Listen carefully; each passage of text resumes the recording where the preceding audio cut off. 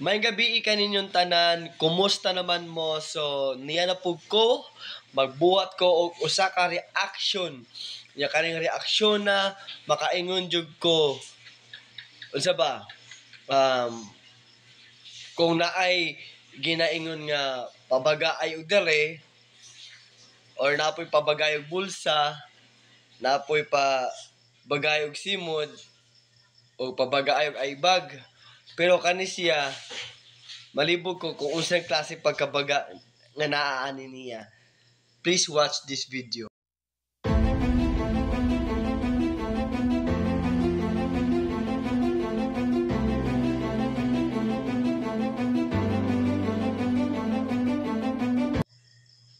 Kita? Nakita ninyo? Grabe guys. Balo mo guys, ngano paspas ang pag-rank sa usa ka police official. Number 1, pag namagyo na sila yung mga kaso nga na-accomplish nila, tagaan gyud na sila og kanang rank to rank. Kabalutaan na, ang pinakapaspas lang makaparang kani sa sa police o sa sundalo. Pero ang pinakapaspas jud between police ug sundalo sa police diya jud. Labi na makakuha na sila og high value target. For example, ibutan na to sa illegal drug lord, or ibutan to nasa top 1 ba, top 2. Tagaan jud ka ana og accomplishment or reward or motaas ang imong level. Pero mura na siya pang Mobile Legend ba, pang Mobile Legend na gikan pa ka sa master, grandmaster, nya mahulog ka og epic, di ba? Namaning ana. So same pud sa ato ang panggobyerno karon, pero mas paspas lang sa pulis. Karon ang ato ang pinakagwapo, pinaka-astig, makaingon ta sa sobrang sa kaastig, wa nakabalo sa balaod nga ginatabunan niya ang mali. 'Di ba? Mas bright pa siya kaysa sa abogado.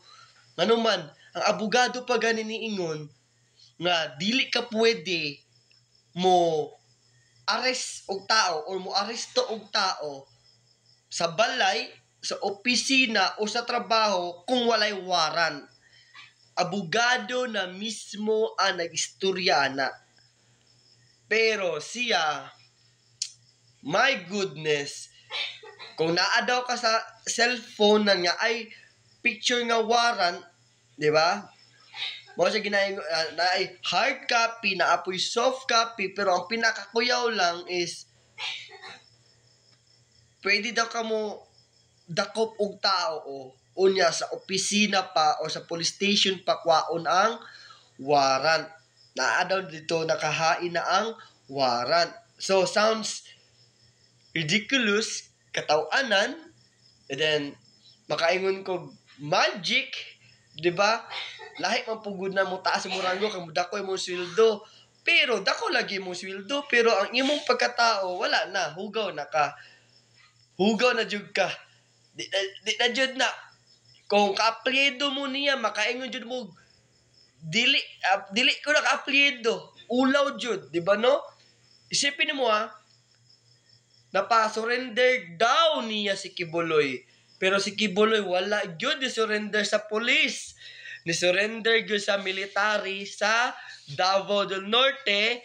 Nagpatabang si Apollo Kibuloy na mo surrender kang congressman or former Deputy Congressman House Speaker Pantaleon Alvarez sa Tagum. Si Kibuloy ni surrender dito sa sundalo o surrender sa police. Okay?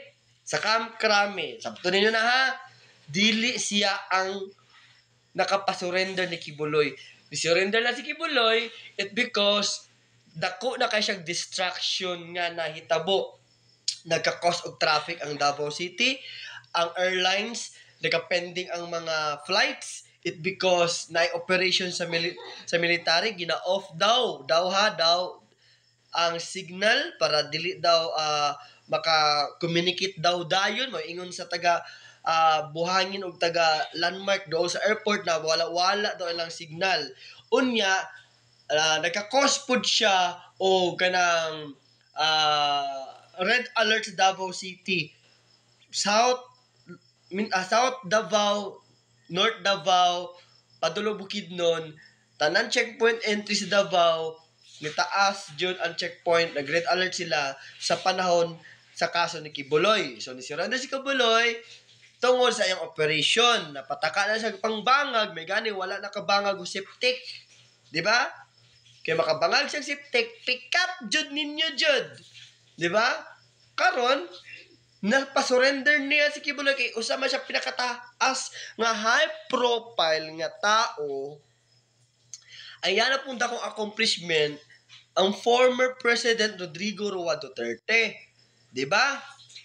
Karon, nag-file man og habeas corpus si Katie Duterte, si Baste, si Paulo, naglibog na ang DOJ kung kinsa ang mohimong abogado nila kay ang Solicitor General dili mamudo pa sila ha. 'Di ba? Pero balik ta sa panahon ni Tatay Digong nga gidakop gyud nila, 'di ba? Isipin ninyo, 80 years old ang gidakop. Ang nasa palibot puro lang mga abogado. Walay mga taas nga mga official sa military police nasa palibot sa former president kundi ang iya lang mga bodyguards. Pero napadakop niya si Digong.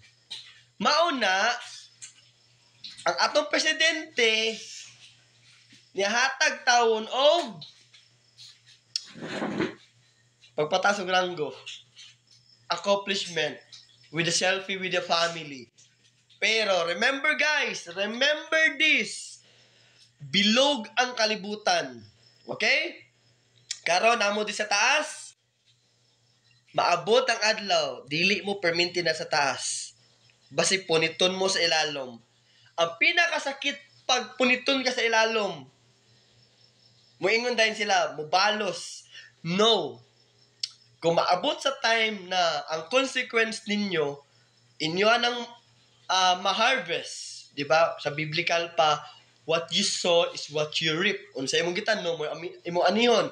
Gitanom ni mo na, okay, deserve ni mo na. Pero, maabtan gani kasi mong consequence, kanilang among isulti si muha. Deserve ni mo na. Kaya nga naman, wala man ni mo nigigamit. Diba? Or wala ka na ngayog wisdom ani. Kaya gitan-aw man nimo unsa? Mutaas ang imong liog, munindot ang imong barog, nindot og paglak sa imong kwilto, og angay ka respetuhon. Diba? So guys, dili nato kalimtan ang mga tao nga nahimo og problema sa atong nasod. Diba? Kana mga anak guys, mga igsuon na itong bulyagon, mga parente na itong bulyagon, dili na sila tinod na bulyagon. Ang bulyagon sa itong nasod ng lingkod dito sa mga bangko nga dunay mahal nga presyo. So thank you for follow. Thank you for shares. Thank you sa mga comments. God bless you and stay safe always. Goodbye.